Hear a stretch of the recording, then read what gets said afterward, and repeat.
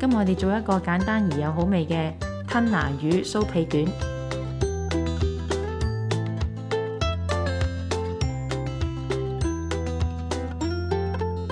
先將焗爐調校到200度，預熱15分鐘。倒咗吞拿魚罐頭嘅鹽水，將吞拿魚、粟米粒、香草、鹽、沙律醬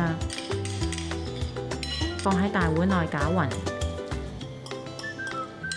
每塊酥皮平均分成9份。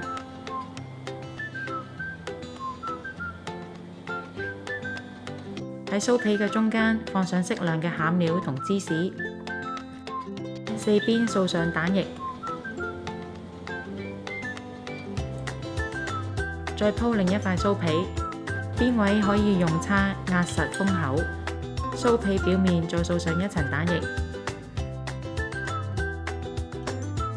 就可以放入焗爐，用200度焗18至20分鐘，至金黃色就完成啦。